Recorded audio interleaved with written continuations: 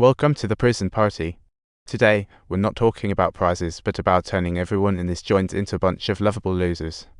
On the playground, they thought shouting would make the underground mayor crumble. Little did they know, Mike called the cops to give these clueless folks a lesson. Who knew that the caught little boss would become the scapegoat?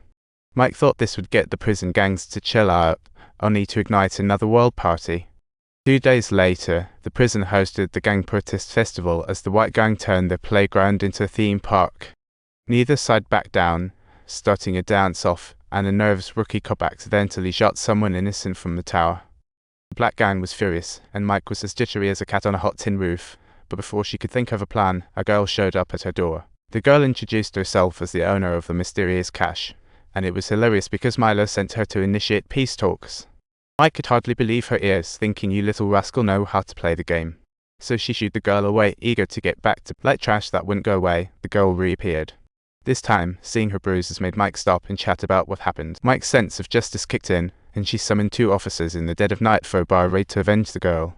Without a second thought, Mike marched up to the guy who hit the girl, gave him a warm hug, and strutted out like a boss.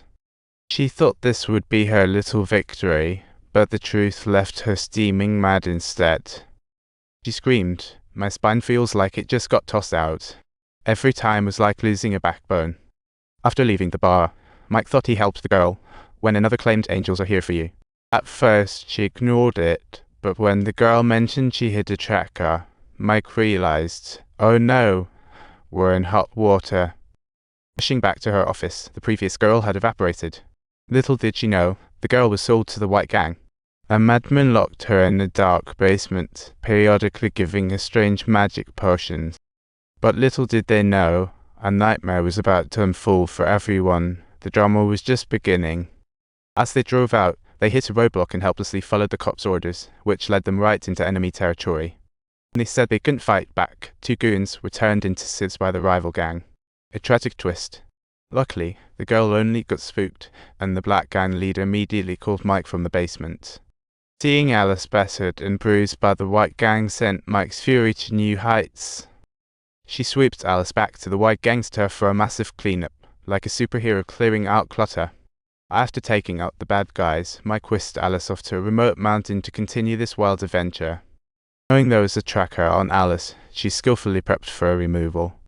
She hid Alice by the towel and while cutting through the fabric, yelled, "Everything's gonna be alright." At this moment, Alice was reborn, but wounds needed care, so Mike took her home for a little staycation. They enjoyed a few days of relaxation, but little did Mike know, outside the prison walls, turmoil was brewing. Several gang members began suspicious activities, facing off against the prison gates like a scene out of a movie.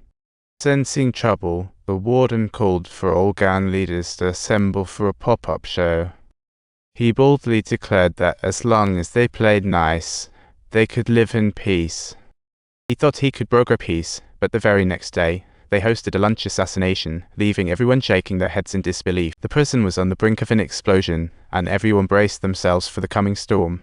The overconfident sheriff, during an interrogation, noticed a few inmates eyeing his keys like they were candy. Everything seemed calm, yet undercurrents were swirling, and the unannounced riot was on the horizon. Overnight, the inmates executed the rebellion plan, and the prison situation flipped in an instant. With interrogation impossible, the cops aimed to squash the riot with force, but were met by a wall of inmates. This thrilling battle was about to erupt, just as more mysterious inmates joined the fray. In the midst of chaos, the prison erupted into a wild old lady dance, becoming the center of attention for everyone.